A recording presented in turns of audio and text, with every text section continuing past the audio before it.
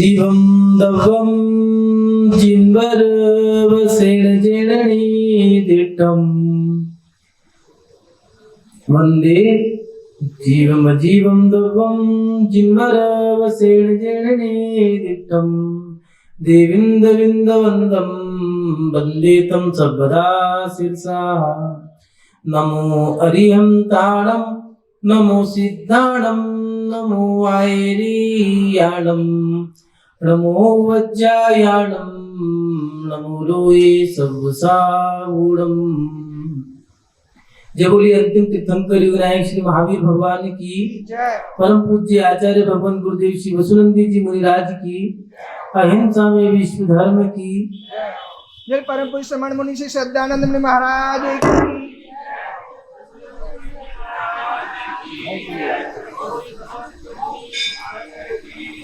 सभी उपस्थित धर्म प्रेमी पुण्यात्मा एवं महानुभाव, हम अपने जीवन में जब उपलब्धियों को प्राप्त कर लेते हैं, हम किशोर अवस्था में जब पढ़ लेते हैं, युवा अवस्था में जब हमें सब चीजें अच्छी तरह से मिल गई है, हमें एक अच्छी गृहस्थी बसाने के लिए पत्नी की प्राप्ति हो गई है, पुत्र उत्पन्न हो गया है, संतान की प्राप्ति हो गई है, हमारा व्यापार भी अच्छा चल रहा है, धन दौलत ऐशो आराम हमें सब कुछ मिल गया है, तो हमें क्या जरूरत है। और हम अब संसार में हम रच बच गए हैं और अब हम संसार की मौज मस्ती भी कर रहे हैं, घूमना फिरना, शादी ब्याह या फिर जो और भी क्रिया होती है संसार की, ओढ़ना पहनना इत्यादि। लेकिन जब हम सब कुछ प्राप्त कर लेते हैं तो हमारे बड़े बुजुर्ग हमसे कहा करते हैं कि बेटा थोड़ा धर्म पे भी ध्यान दो। युवा से कहते हैं कि धर्म पे भी ध्यान दो, तुमने बचपन में खेल लिए, पढ़ लिए, और पढ़ने के बाद युवा अवस्था में शादी बच्चे सब हो गए हैं, व्यापार भी अच्छा चल रहा है, दुकान मकान सब जो चीज तुम्हें चाहिए वो सब मिल गई, गाड़ी बंगला कोठी इत्यादि सब चीजों की हमें प्राप्ति हो गई है। और जब हमारे माता पिता हमसे कहते हैं कि बेटा आप थोड़ा धर्म में भी अपना समय लगाओ, तो नई नौजवान पीढ़ी कहा करती है कि धर्म करने से हमें क्या मिलेगा, हम धर्म क्यों करें हम धर्म, सब कुछ तो मिल ही रहा है, फिर लाभ क्या है धर्म करने से। लेकिन मान भाव अगर धर्म करने से कुछ लाभ नहीं है तो धर्म बनाए। हर धर्मों के अंदर हर जातियों में धर्म दिया है, लेकिन धर्म क्यों करें ये सवाल खड़ा होता है। तो महानुभाव एक आचार्य हुए जिन्होंने दक्षिण दिशा की ओर जन्म लिया, महाराज उगलपुर के राजा के पुत्र रहे, बाल्यकाल में ही गृह त्याग करके उन्होंने मुनि अवस्था ग्रहण कर ली और इन्होंने दूसरी तीसरी शताब्दी में जन्म लिया। बाल्यकाल का नाम इनका शांति वर्मा रहा और लंबी कदकाठी रही, गौर वर्ण के रहे। जैन धर्म को एक नए स्थान पर इन्होंने विराजमान किया। कुवादियों और मिथ्या दृष्टियों से इन्होंने जैन धर्म को विजय प्राप्त करा के एक उच्च स्थान पर उसको स्थापित किया। भट्टा महादेव में इन्होंने शिवपिंडी के माध्यम से चंद्र भगवान प्रकट किए और इनका नाम बाल्यकाल में शांति वर्मा रहा। मुनि अवस्था में इनका नाम, जी हाँ, समन्वय स्वामी जी रत्नाकंठ शाकाचार्य के रचयिता, ये ऐसे एक आचार्य रहे जिन्होंने हमें जो धरोहर दी है, आत्ममीमांसा, स्तुति विद्या, समृद्ध स्तोत्र, रत्नाकंठ शाकाचार्य इत्यादि जो ग्रंथ इन्होंने हमें दिए हैं, ये हमारे पास धरोहर है और उनकी एक अनुकंपा और कृपा है। आचार्य समन्वय स्वामी जी ने रत्नाकंठ शाकाचार्य की 29 नंबर की गाथा में हमारी जिज्ञासा का समाधान आज से लगभग 2300-400 वर्ष पहले इन्होंने कर दिया। आचार्य समन्वय स्वामी जी लिख रहे हैं, स्वापी देवपी देवेशा जाति धर्म के विचार कापी नाम भवेदन्या संपत धर्मा शरीरिना। धर्म और पाप से कर्मशा स्वान माने कुत्ता भी देव और देव भी कुत्ता हो जाता है। यथार्थ में धर्म से प्राणियों की कोई अवर्चनीय संपत्ति होती है। समझे कि धर्म और पाप कर्म, धर्म और अधर्म, पहले हम इसको भी समझे धर्म क्या है और अधर्म क्या है। क्योंकि जब तक हम धर्म और अधर्म को नहीं समझेंगे तब तक हम धर्म भी नहीं करेंगे और अधर्म को हम छोड़ेंगे भी। पहले हमें ये भी जरूरी समझना होगा कि अधर्म क्या है और धर्म क्या है। कुछ लोग ये नहीं जानते, इसलिए वो इन चीजों में विश्वास भी नहीं रखते, लेकिन जब वो जान जाते हैं तो इन पे विश्वास भी करते हैं। उम्र का एक पड़ाव ऐसा आता है जो अंतरंग से गवा जाती है, जब तो बदल जाना चाहिए। जो हमारी गंदी आदतें हैं उन्हें छोड़ देना चाहिए। वो ये नहीं जानते कि धर्म क्या है या धर्म क्या है। आचार्य श्री श्री पिछाचार्य जिन्हें राष्ट्र संत भी कहा गया है, मान भाव जिनकी हम बात कर रहे हैं, ये एक आचार्य हमारे पूजनीय आराध्य भी हैं और इन्होंने हमें धरोहर भी जो दिया है। अगर ये ना होते तो शायद आज जैन धर्म इतनी ऊंचाइयों को ना छूता। जी हाँ, राष्ट्र संत श्री पिछाचार्य विद्यानंद जी ने सिद्धांत चक्रवर्ती भी कहा, 14,000 श्लोक जिन्हें कंठस्थ याद थे, 4,000 ग्रंथ जिन्हें कंठस्थ याद थे, ये 40 वर्ष 6 महीने की उम्र में जिन्होंने देवलोक को गमन किया और 1926 में जन्म लेने के बाद छोटी सी उम्र में गृह त्याग करके कैसे उन्होंने संघर्ष किया होगा और पूरे देश में कैसे जैन धर्म की पताका को लहराया होगा।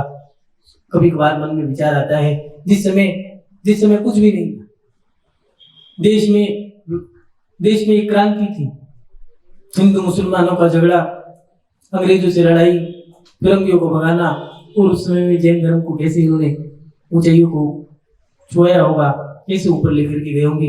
मानो आप आचार्य श्री विद्यानंद जी जब वृद्ध हो गए तो उन्होंने दिल्ली अपना विश्राम जो उन्होंने वहां पर अंत समय का जो विश्राम किया वो दिल्ली में उन्होंने किया। कुछ उनके भक्तों ने उनके लिए एक स्थान बनाया और उन्होंने कहा कि आप यहीं विश्राम करो, तो आपकी सामर्थ्य नहीं है, इतनी आपने भागा दौड़ी की है और जैन धर्म के लिए इतना कुछ किया। तो कुछ लोगों ने उनके लिए विश्राम गृह वहां बना करके उनकी साधना में सहभागी बने और आचार्य श्री विद्यानंद जी ने जहाँ विश्राम किया उसकी थोड़ी सी दूर पे हवाई अड्डा था। दिल्ली है, महानगर है, भारत की राजधानी है, तो वहां पर लोगों का तो आना जाना रहता ही है। कुछ विदेशी लोग उनके दर्शन करने आए, स्वाध्याय का समय है, तत्व चर्चा चल रही है। उनमें से कुछ लोग मिथ्या दृष्टि भी जो धर्म को नहीं मानते थे, उन्होंने पूछ लिया ये धर्म अधर्म होता क्या है। तभी पास में कोई लड़ाई हो गई। लड़ाई में कुछ लोग एक ही व्यक्ति को पीट रहे थे। उनमें से एक व्यक्ति ने कहा ये तो गलत है कि इतने सारे लोग एक व्यक्ति को मार रहे हैं। बस फिर क्या था, विद्यानंद जी तो तार्किक जवाब दिया करते थे सटीक, और उन्होंने बोल दिया क्यों भैया ये गलत क्यों है। कहने लगे उनमें से जिस व्यक्ति से सवाल किया था, जिसने उसी से उन्होंने सवाल कर लिया ये गलत क्यों है कि एक व्यक्ति को इतने सारे मारे, ये तो गलत है। तो बस उन्होंने कह दिया जो गलत है वही अधर्म है और जो सही है वही धर्म है। हम धर्म करने से पुण्य करो और अधर्म करने से हमारे पाप कर्म बनते। पहले तो हम ये देखें कि हम कर क्या रहे हैं, जैसा कर रहे हैं वैसा ही मिलेगा। दया धर्म का मूल है, पाप मूल अभिमान, तुलसी दया ना छोड़िए जब लगी घट में प्राण। तुलसीदास जी ने बहुत अच्छी बात कही है, जब तक सांस है अंतिम सांस तक भी अपना धर्म नहीं छोड़ना है। लोग थोड़ा सा विचलित हो जाते हैं, बस हम मंदिर नहीं जाएंगे, हम धर्म नहीं करेंगे। बुखार आ गया, पहले धर्म मंदिर जाना बंद। कोई शादी का कार्ड आ गया, मंदिर जाना बंद। कोई में काम याद आ गया, मंदिर जाना बंद। बरसात है तो मंदिर जाना बंद। अगर बारिश आ रही है, विचार करो, बारिश आई तो शादी का कार्ड भी आया है, बताओ कहाँ जाओगे? मंदिर जाओगे, शादी में जाओगे? ये है हमारी स्थिति। हमने कितने अपने आप को इस अधर्म क्रियाओं में कितना फंसा रखा है, संसार की क्रियाओं में हमने अपने आप को कैसा फंसा रखा है। हमारे अंदर धर्म भी है या नहीं है? और जब व्यक्ति का पुण्य कर्म उदय में आता है, याद रखना जितने भी धर्मात्मा मिलेंगे संकट के समय में देखना उनका धर्म कैसा होगा। पाप कर्म का उदय व्यक्ति का जब आता है तो वो भगवान को जितनी श्रद्धा भक्ति के साथ मानता है, अगर उतनी श्रद्धा भक्ति के साथ वो पुण्य में भी मान ले। ऐसे बहुत कम लोग होते हैं कि पुण्य में भी भगवान को याद करें। कोई रोगी होगा, कोढ़ी होगा, बीमार होगा, तब जाकर के वो भगवान को इतनी भक्ति श्रद्धा के साथ याद करेगा। जब व्यक्ति का व्यापार नहीं चलता है तो मंदिर में आकर के घंटों घंटों भी बैठ जाता है मुनि महाराज के पास, जी महाराज जी नमोस्तु नमोस्तु नमोस्तु। जब बुलाए तब आएगा, नहीं बुलाए तब भी बैठा है।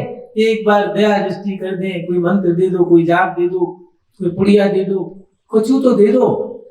और मुनि महाराज ने चलो दया खाकर के ठीक है, सेवक है, भक्त है, इतनी भक्ति कर रहे हैं, धर्मात्मा है, इसकी मदद कर दी, कोई बता दिया। याद रखना, धर्म की मदद बस इतना ही है कि उसको धर्म की क्रिया करा के ही धर्म की मदद की जा सकती, माने धर्मात्मा की मदद। बता दी कोई क्रिया, ये वाली जाप कर लेना, इस तरह से क्रिया कर लेना, तुम्हारा पुण्य बढ़ जाएगा और तुम सुखी हो जाओगे। अब क्या है, अब तो धीरे धीरे उन्होंने अपनी वो क्रिया कर दी और पुण्य बढ़ गया है, दुकान हो गई है, मकान हो गया है, गृहस्थी बस गई, और सब कुछ होने के बाद अब गाड़ी घोड़ा नौकर चाकर सब कुछ हो गया है।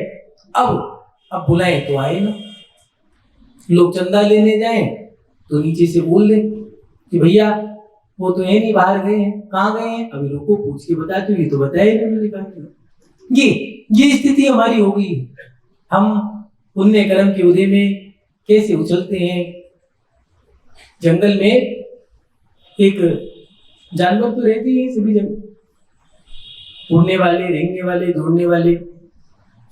उन्हीं जानवरों में एक जानवर बंदर नाम का, ऐसा वो जानवर एक टहनी से दूसरी टहनी, एक वृक्ष से दूसरे वृक्ष, ऐसे उसका ही काम रहता, उछलना कूदना, सबको परेशान करना, सबके घोंसले तोड़ देता, लोगों को परेशान करता, भोजन की जो सामग्री है वो तो खराब कर देता, कभी किसी की पीठ पे बैठ जाना, कभी किसी के सिर पे बैठ जाना, जैसी पकड़े उछल के दूसरी जगह बैठ जाना।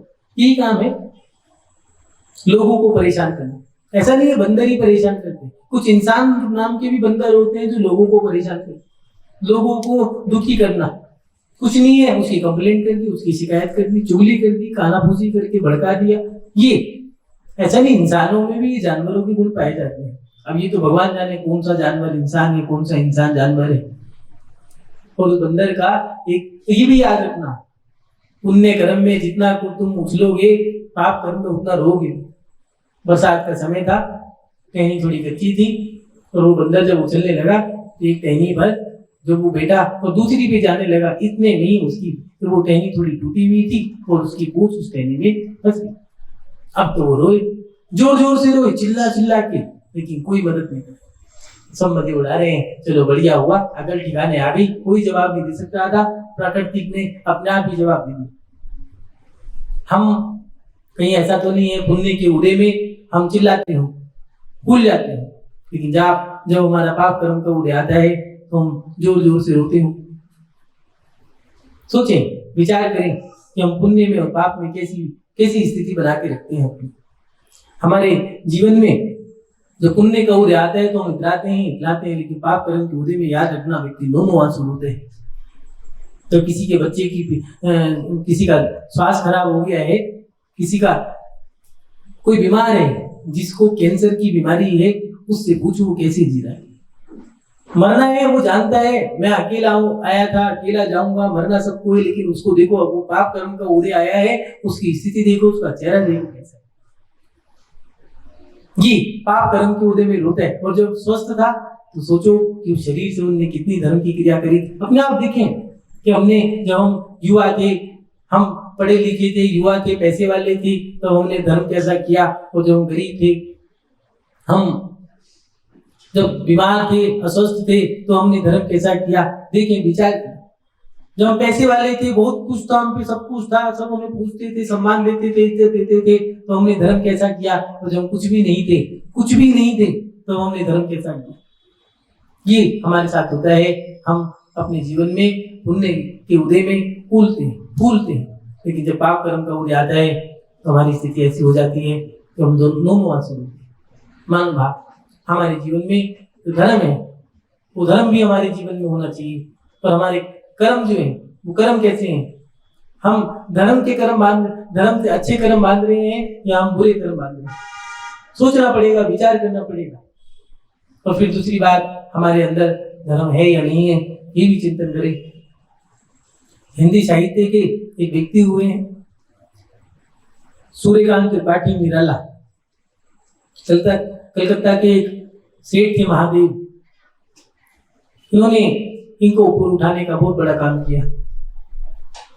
और निराला जी एक दिन रात्रि में कहीं जा रहे थे, रास्ते में एक भिखारन मिली और कहने लगी, बेटा कुछ नहीं खाया है कई दिनों से, कुछ दे दे। निराला जी कहने लगे, कितने रुपए चाहिए? तो भिखारन कहती है, गरीबी का मजाक उड़ाते हो? हमारे साथ यही तो है कि हम अमीर को तो बहुत अच्छे से सम्मान देते हैं, गरीब के लिए तू तड़ाक, और अमीर पैसे वाला हो, आइए विराजिए बैठिए, क्या लोगे क्या, और गरीब आ गया तो क्या दोगे। उसके बर्तन भी अलग सेट हैं। जो जूता हमारा पुराना हो गया, उस जूते को देकर के जो गिलास या बर्तन कप मिला है उसके अंदर उसको चाय देंगे, और जो बढ़िया वाला आया है जो अमीर है उसके लिए हमने गिलास भी अलग से सेट कर रखे हैं। जर्मन सिल्वर के बर्तन, ऐसी तो हमने बर्तन की सामग्रियां भी उसके लिए सोच रखी है अलग से अलग। और यहाँ तक कि हाथ धोने को वॉश बेसिन भी। और कोई गरीब हो तो एक लोटा पानी ले आए, भैया यहाँ पर दो, यहाँ इससे ज्यादा मत दो। तो दूसरे अमीर वाले ने तो पिला दिया तो कोई बात नहीं। हमने क्या कर रखा, गरीबी को हम कैसे मानते हैं। और निराला जी उन्होंने भी यही किया। वो पूछने लगे कि कितने रुपए चाहिए? तो गरीब कहने लगी, मजाक उड़ाते हो गरीबी का? कहने लगे, नहीं, तुमने मुझे बेटा कहा है तो मैं अपनी माँ को भीख मांगते हुए नहीं देख सकता। अपनी जेब से निकाल के 300 रुपए, उस समय में 300 रुपए जो उनकी जेब में थे सारे निकाल के दिए। वो भिखारन देखते रहे। मान बाप सोचें, क्या ऐसी करुणा ऐसी दया हमारे अंदर है या नहीं? विचार करें, इसी करुणा और इसी दया का नाम धर्म है। हम अपने जीवन में क्या सही मायने में धर्म कर पा रहे हैं या नहीं कर रहे? हमारे धर्म करने से हमें क्या मिलेगा? तो आचार्य समन्वय स्वामी जी कह रहे हैं, धर्म करने से हमें एक अनिर्वचनीय संपत्ति मिलती है। वो संपत्ति मिलती है जो हमें दिखाई नहीं देती। धर्म करने से देव भी कुत्ता बन जाता है, और अधर्म करने से कुत्ता भी देव बन सकता है, और धर्म करने से कुत्ता भी देव बन सकता है। और देखो, विचार करो कि एक कुत्ता जिसको नमोकार ने सुनाया, बस भावना ही तो बदली थी। और वो सोचो, कभी कुत्ता भी देव बनाए, मेंढक, सूकर, सर्प, नेवला, ये सारे जीव देव बने। और कभी कभार तो ऐसा होता है, उन देवों को जब पता लग जाता है देवलोक में कि हम लोग तिरंज में जन्म लेंगे, ऐसा आप ध्यान करते हैं। हम मरने वाले हैं, उनकी माला मुरझा जाती है, ऐसा अर्थ ध्यान करते हैं, ऐसा अर्थ ध्यान करते हैं कि वो अपनी गति बदल लेते हैं। ये वृक्ष बन जाते हैं, हजारों वर्ष पुराने पहाड़, एक इंद्रिय जो स्थावर जीव है, पृथ्वी, जल, अग्नि, वायु और वनस्पति बन जाते हैं। ये उन धर्मात्मा देवों के बारे में कह रहे हैं, जो बेहतर है, ज्योतिषी हैं, भवनवासी हैं, ऐसे वो देव मत। उनको यही चाहिए मेरे को कोई पूजे। अगर आप उनको नहीं पूजोगे तो आपको परेशान करेंगे। सपने में आ जाएंगे, दाढ़ी है लंबी सी, सफेद लंगोटी या लुंगी पहनी है, आपके सपने में आ जाएंगे और मेरी इच्छा पूरी करो। मुझे क्यों नहीं पूजा, थाली क्यों नहीं चढ़ाई, मेरा सम्मान क्यों नहीं करा। वहां पर भी है ऐसी व्यवस्था। अगर और धर्मात्मा होते हैं तो धर्मात्मा धर्म की प्रभावना, ठीक है ये व्यक्ति अच्छा है, इसने पूर्व में कोई धर्म की प्रभावना करी थी, उसको सपना दे दिया, टीले में जाकर के खुदाई करी और मूर्ति निकल गई, और उसके माध्यम से धर्म की प्रभावना। वहां भी ऐसी सिस्टम है, धर्मात्मा और धर्मात्मा, वहां भी दो प्रकार के देव भी। लेकिन धर्म का प्रभाव है कि देव भी कुत्ता बन सकता है, तिरंज पर्याय में जा सकता है, ऐसा आचार्य समन्वय स्वामी जी दे रहे हैं। तो अधर्म का प्रभाव क्या है वो बता रहे हैं। धर्म के प्रभाव से व्यक्ति अपने जीवन में जो चीजें मिलती हैं उसको भी खो सकता है। हम कभी कभार ऐसा होता है, दुकान पे बैठे हैं, अगल बगल वालों ने बहुत अच्छी बोली कर ली है, बहुत अच्छा व्यापार हुआ है, पैसा बहुत अच्छा आ गया है, लेकिन अपने पास कुछ भी नहीं आया। हम तो कुड़कुड़ कर रहे हैं कि भैया आज तो बोनी भी बेकार, दुकान में कुछ हुआ ही नहीं है। और रात को जैसी दुकान बंद करने का समय हुआ है, कोई एक ऐसा ग्राहक आ गया और घर पे गए, बड़े खुश हैं। पत्नी पूछती है, क्यों भैया क्या हुआ, आज ज्यादा खुश क्यों? कहने लगे, पूरे दिन खाली बैठे रहे, लेट मारी और दुकान बंद करते करते कोई एक ऐसा ग्राहक आ गया। कोई ग्राहक क्या, भगवान का कोई फरिश्ता था। पूरे बाजार में इतनी कमाई किसी ने नहीं करी, मैंने जो 1 घंटे में कर ली। ये क्या हुआ है? हमने किसी को दिया था, वो कर्म हमारा उदय में आ गया है, किसी के माध्यम से दिया है। कभी कभार तो ऐसा होता है कि आज मीठा खाने का मन कर रहा है, कोई लड्डू बना हो, कुछ हो, और पता नहीं क्या हुआ है, किसी की बेटी की शादी थी या किसी का जन्मदिन था और वो आ गया, भैया आपको हमारे यहाँ आना है, मिठाई का डब्बा दे दिया, तो खोला देखा तो उसमें लड्डू रखे मुंह में गप, तो बड़े खुश हो रहे, ये क्या, ये तो हमने सोचा ही था, ये कैसे हो गया। कुछ नहीं हुआ है, जो तुमने अपने जीवन में किसी को मीठा बांटा था, मीठा मिल। बहुत सारे लोग होते हैं जो भोजन दान देते हैं, बहुत सारे लोग जो भोजन कराते हैं। जो तुमने भोजन बांटा है तो तुम्हें ऐसा तो नहीं है कि तुमसे कोई भोजन छीनेगा, दिया है तो तुम्हें जरूर मिलेगा। अब उसको मिलना क्या है, कभी कभार तो ऐसा होता है, जा रहे थे कहीं, ठीक है काम करो, शादी का कार्ड आया है, तुम आ गए तो हमारे साथ, तो वो कोई जाने वाला नहीं है, तुम ही बैठ जाओ, गाड़ी में बिठाया, चले गए और वहां पर पकवान बने तो अपने को खाने को मिल गया, अपने यहाँ तो कुछ भी होता नहीं था। ये क्या हुआ, ये हमने जैसा दिया था वैसा मिल गया। बहुत सारी चीजें होती हैं। कभी कभार कई बच्चे तो ऐसे होते हैं, आज की पढ़ा तो कुछ नहीं है, पेपर से एक दिन पहले पढ़ लिया, पेपर देने गए, जो जो पढ़ा था वही आ गया और पास हो गए हैं, तो वो बड़े खुश हैं। और जो पूरे महीने पढ़ रहे थे वो कह लेंगे पढ़ा कुछ, आया कुछ, हम तो रह गए। हमने ज्ञान दान दिया था, उसके माध्यम से हमें जो मिला है वो उसका फल ये है कि तुम्हें एक बार में सारा याद हो गया। धर्म, हम जो धर्म कर रहे हैं उस धर्म से हमें बहुत कुछ मिलेगा। लेकिन नई पीढ़ी कहती है हम धर्म क्यों करें, तो भैया जो तुमने पढ़ाई लिखाई करी है कि धर्म का ही पुण्य, तुम्हारा पुण्य है। अगर तुम भी मंदबुद्धि बालक बन जाते तो क्या कर लेते। जो तुम्हें लड़की मिली है, शादी करी है तुमने, कई लड़के ऐसे हैं जिनकी शादी नहीं होती, कुंवारे हैं, गांव है, देहात है, और ऐसा नहीं गांव देहात हो, शहरों में भी ऐसे लड़के हैं जिनकी शादी नहीं होती, उनको घास डालने वाले भी नहीं है। ये क्या है, तुम्हारी ही शादी क्यों हुई, और लड़की भी इतनी अच्छी है कि नहीं की, तो ऐसी है कि लड़का तो 16 साल का, लड़की है 26 साल की। ये क्या हुआ, सही लड़की मिलना, तुम्हें भी पसंद हो, संस्कारवान, ये सारी चीजें तुम्हें कैसे मिली है, तुमने पूर्व जन्म में कोई धर्म किया था, उस धर्म का फल है, उस पुण्य का फल है, वो पुण्य कर्म का फल है तुम्हारे जीवन में, जो तुम्हें संपत्ति मिली। तुम्हें ही गाड़ी क्यों मिली है, उसके पास गाड़ी भी, उसके पास तो चलने के लिए पैर भी नहीं है, तुम्हारे लिए तो चलाने के लिए गाड़ी भी है। ये क्यों, कि तुमने कुछ दिया था वो मिला है। छत जहां तुम रह रहे हो छत तो है, छत के साथ साथ जो इतना महंगा तुमने मकान लिया है, ये क्या हुआ, ये सब तुम्हारे पुण्य का फल है। नहीं तो कई लोग तो ऐसे हैं जिनके ऊपर छत ही नहीं, छत तो दूर की बात, छाता तक भी नहीं है जिनके पास खरीदने के लिए, वो भिखारी, वो गरीब, वो दीनहीन प्रवृत्ति वाले व्यक्ति, उनकी सोचो। तुम्हारे पास पहनने को कपड़े तो हैं, खाने को भोजन तो है, कई तो लोग ऐसे हैं जो एक मात्र 2.5 मीटर की चुन्नी में अपना पूरा तन ढकते हैं।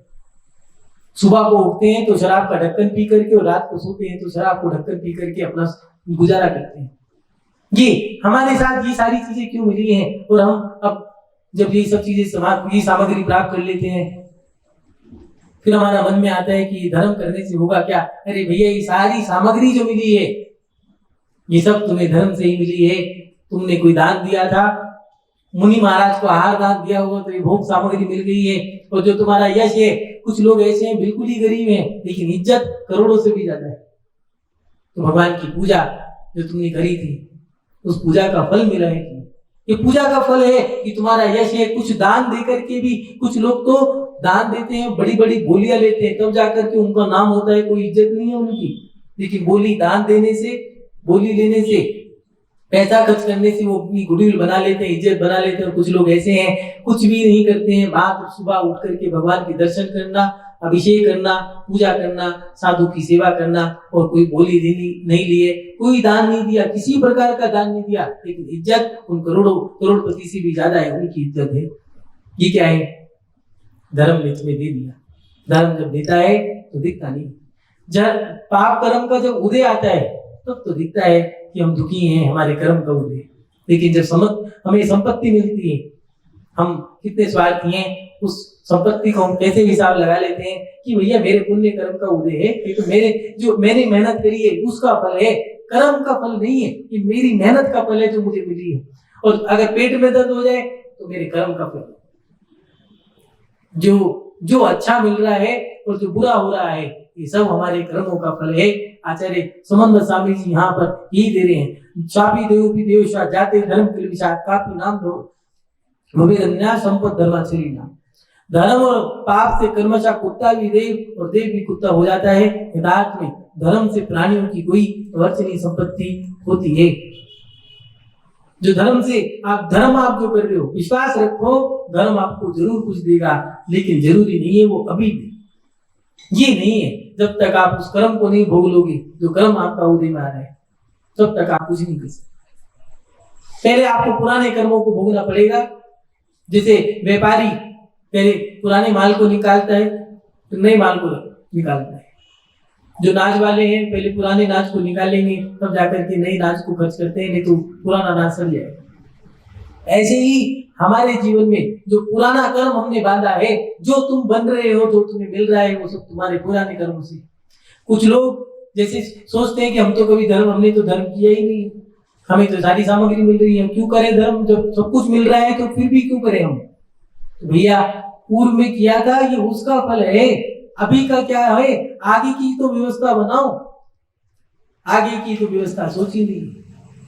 मकान बना लिया है, दुकान खोल ली है, दुकान के बाद फिर दुकान खोल ली है, फिर दुकान के बाद दुकान खोल ली है, कारखाना भी रख दिया है खोल के। उनसे पूछें क्यों? थोड़ा बेटे के लिए है और थोड़ा सा आप जोड़ना भी तो है कि आने वाला पोता भी तो है।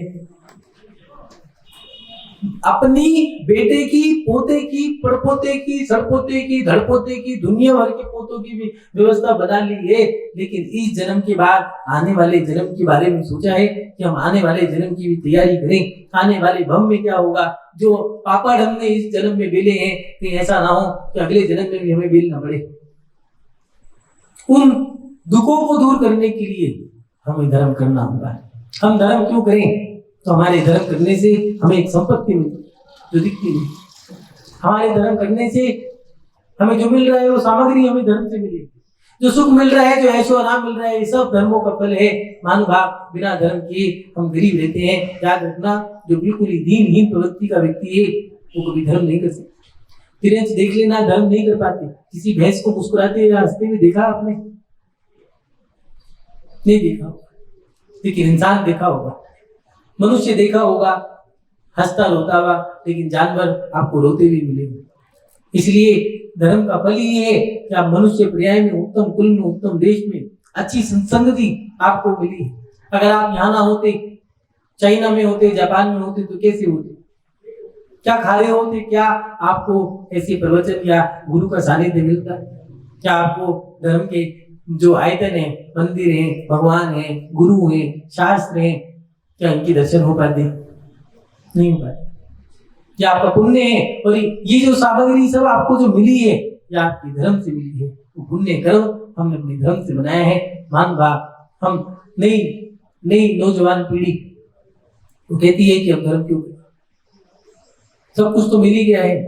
बढ़िया से बढ़िया हमने पढ़ाई करी है, अच्छे से अच्छी हमें नौकरी मिली है, शादी हो गई है, बच्चे हो गए हैं, गाड़ी, घूमने के लिए गाड़ी है, रहने के लिए मकान है, समाज में इज्जत है। लेकिन याद रखना, जरा सा पानी का बहाव तेज हो जाता है तो मकान के मकान भेज जाते हैं। बीमारी जब आती है तो अच्छे अच्छे राजा भी रंग बन जाते हैं। बीमारी में सारा पैसा निकल जाता है। एक एक इंजेक्शन 1-1 लाख का भी होता है। जो कमाया था सब धरा का धरा रह गया। एक व्यक्ति 90 साल का है, उसके पूरे दांत हैं, बाल हैं, दोनों हाथ पैर काम कर रहे हैं। और एक व्यक्ति 60 साल का है जिसको पैरालाइज हो गया है और वो व्यक्ति घर के अंदर पड़ा है। कहां पर रुकूं, कैसे रुकूं? कोई देख करने वाला भी नहीं है। भीख मांग रहे हैं, कोई मेरी सेवा कर दे। और एक व्यक्ति कह रहा है भैया मुझे लोगों की आवश्यकता नहीं है, धक्के देके भगा रहा है, फिर भी नहीं जा रहे। और एक व्यक्ति बुलाने पे भी किसी की कोई नहीं आ रहा है। ये क्या है? ये सब हमारे धर्म का फल है। और धर्म का फल है मान भाव। विचार करें, हम क्या कर रहे हैं? हम धर्म कर रहे हैं या धर्म कर रहे हैं? आचार्य श्री विद्यानंद जी ने कितनी सरल भाषा में बताया, जितने अच्छी क्रियाएं हैं वो सब धर्म, और जितनी बुरी क्रियाएं हैं वो सब अधर्म। और बुरी क्रियाओं को करने से पाप कर्म बनते हैं, अच्छी क्रियाओं को करने से पुण्य कर्म बनते हैं। मान भाव, आप सभी लोग अपने जीवन में धर्म को करें और इस धर्म के माध्यम से अपनी आत्मा का कल्याण करें। शिव श्रृंखला को विराम देता हूँ। जय बोलिए परम पूज्य अभिक्षम ज्ञानोपयोगी आचार्य गुरुदेव श्री वसुनंदी जी मुनिराज की, अहिंसा में विश्व धर्म की।